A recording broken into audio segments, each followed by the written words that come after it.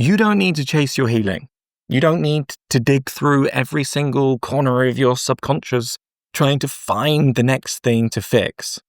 Because life, if you're really paying attention, it's going to present you with exactly what you need, exactly when you need it. Like, you are going to face what you're meant to face when you're meant to face it. So in this video, I want to walk you through 3 things.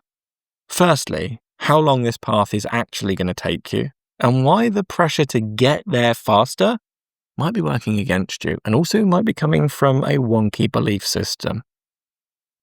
Secondly, what happens when you constantly chase your healing, and where that drive really comes from, so that you can understand yourself and understand your patternings a little bit deeper.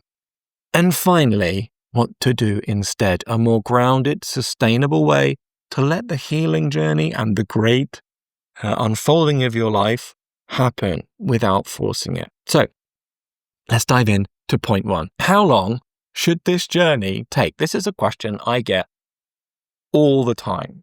When people ask, how long is this journey going to take? What they're really asking is this: when will I be free?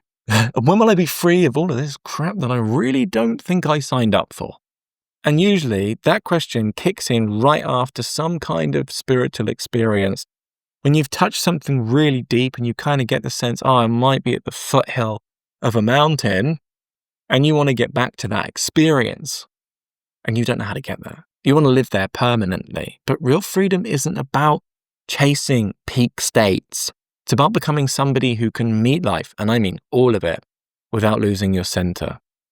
It's not about bypassing difficulty.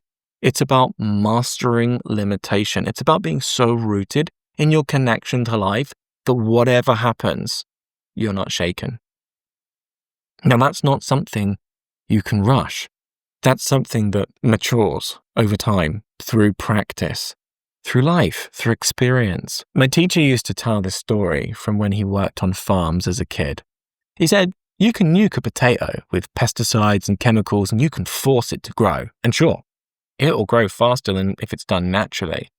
But if you've ever tasted one of those tomatoes, and you have, right, nowadays, especially in the West, you know they're bland. They're flat. There's no juice. There's no sweetness in them anymore. But if you let the sun do its work, when you give it time and space to really ripen naturally, well, that tomato, that one, it bursts with flavor. It's so sweet, so juicy, so alive. Same thing with you. Yeah, a natural process, it might take some time. Yeah, you can nuke it, and you probably maybe get somewhere faster, but it will be a half-baked thing.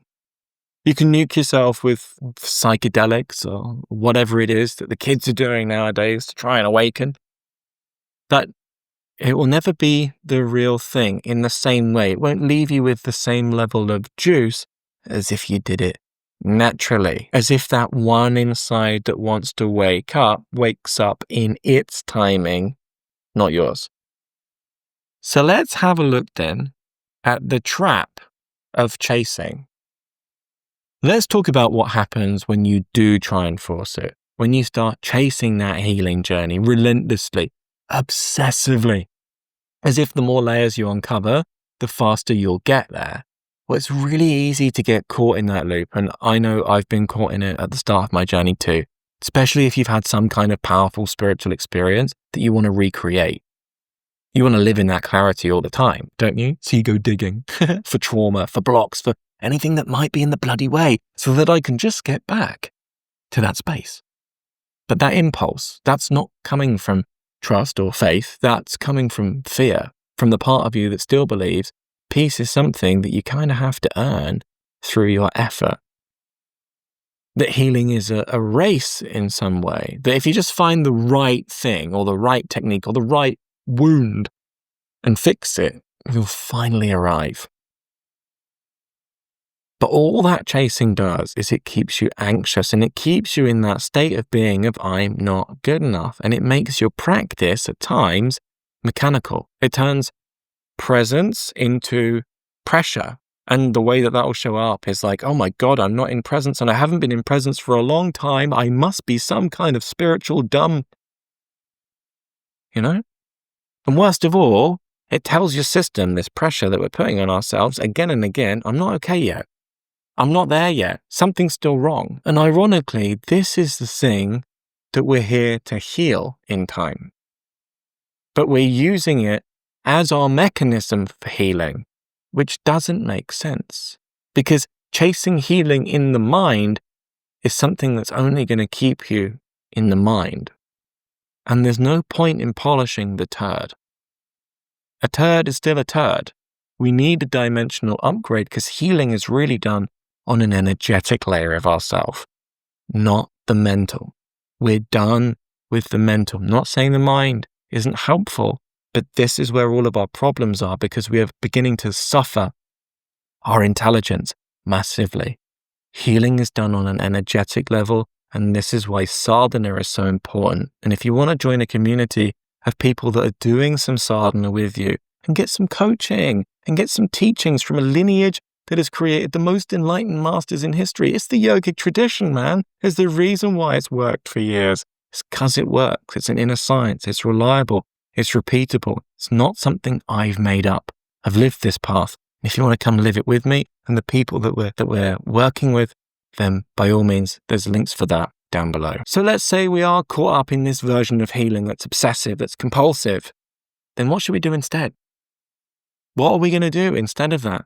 Well, you keep showing up and you do keep practicing. You stay consistent, but you stop trying to force the outcome of something. You stop trying to bulldoze some of those contractions inside. Stop trying to extract healing from your practice like it's a transaction. Because here's the real deal, man. Your sadhana is going to bring up exactly what it needs to bring up. Not when your ego decides, but when life decides you're ready. And when it does, it won't be subtle. Well, it will start subtly, but it will start showing up in your thoughts, in your body, in your relationships. And you'll know, unless you want to avoid it, but you'll know. The work then is to meet what arises as it arises fully, without going looking for more, without trying to find an intuitive or a shaman who's going to tell me what color my aura is, as if that's going to help your spiritual journey in any way, shape or form. You see, it's not passive. It's not lazy like this. It's just rooted. It's not avoidance. It's present. It's real. We're not digging for something to fix. We're not going outside to try and find out what dimension of consciousness I'm in, because how is that going to help? We're just living in a way that begins to invite truth to reveal itself on its own timing. And there's one more thing that often gets missed, and it's usually this separate sense of self, this mind-made identity that wants to do all of the healing, that wants to get to the goal. It's this separate one that's driving our healing journey, isn't it? Because it wants to feel complete. But that's the part that actually needs to soften, to dissolve, to integrate.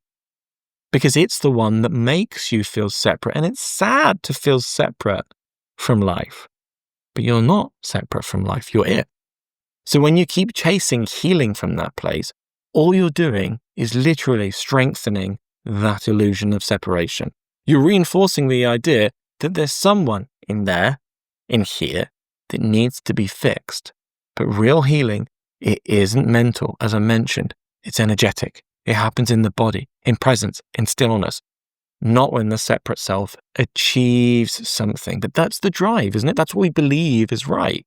But when it stops trying to manage the process or trying to prove its enlightenment by healing, by getting there the quickest, then in that space, something deeper can come. So, no, you don't need to chase your healing. You don't need to uproot things, dive into your past and find things that haven't surfaced yet. You just need to stay in your practice consistently and listen and let life show you what you're ready to see. And let that process be the wringing out of the chamois, so to speak, of all of the water. Let that karma dredge itself out of you in its timing. Because when you stop trying to fix yourself and your path and your journey, you actually create space for the real thing to happen. You stop stealing your fake life in your mind and actually allow the real life that you're here to live to happen through you. And that's when real transformation begins, not through force, but through allowance, through the meeting of that which is coming up in you as and when it's coming up in you. So in the next video, we're going to explore what happens after that, when large parts of the ego actually start to dissolve in you, not as a concept, but experientially, what that feels like and how to move through it and what that opens up inside of us too. So there's that video, and you can come and watch that there. And yeah, see you in the next one.